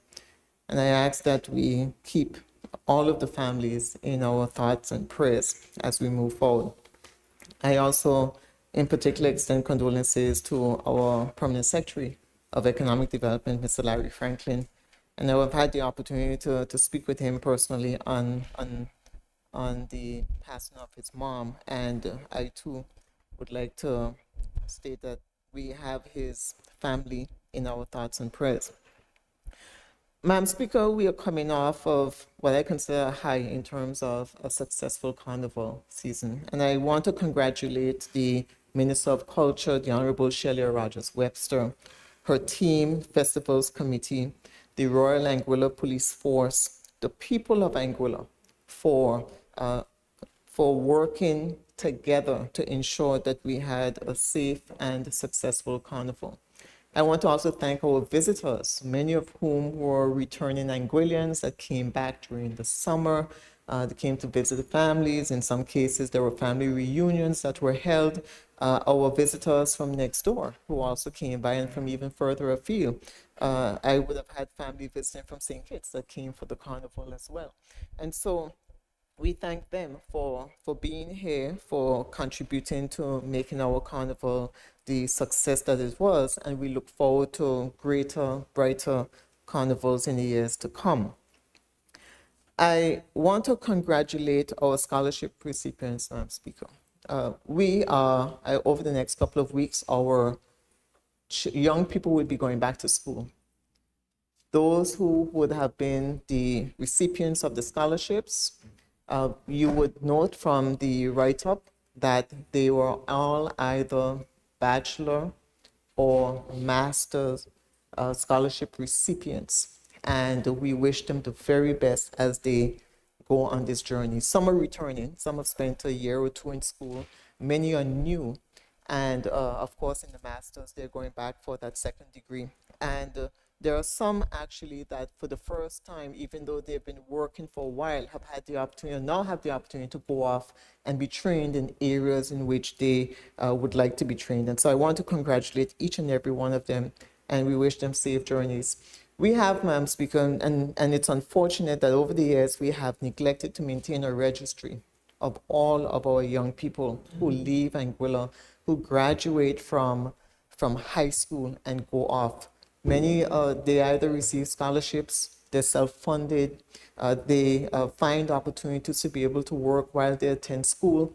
And so we do need to do a better job as a government in terms of keeping track of these children, reaching out and seeing how we can support in any way possible.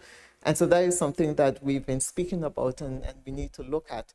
Not only that, we also have a number of persons in the diaspora who are working. They have gone through school, they're successful in their fields, and they're willing to come back to Anguilla and contribute. And we need to find ways in which we can continue to embrace our people wherever they are, so that they can come back and they can contribute to the continued development of Anguilla.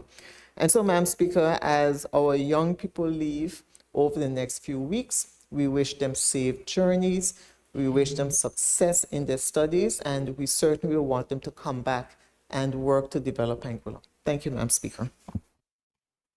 Thank you, Honorable Member. I believe those are our contributions for today. And before we take the adjournment, I do want to indicate to the admin committee, just because I have you here, we're not going to meet today again as planned. It is the lunch hour, and we've decided that there will be some matters that we can update via email instead, and we'll have another date set for the admin committee meeting. We'll take the adjournment for, Signed die? Okay.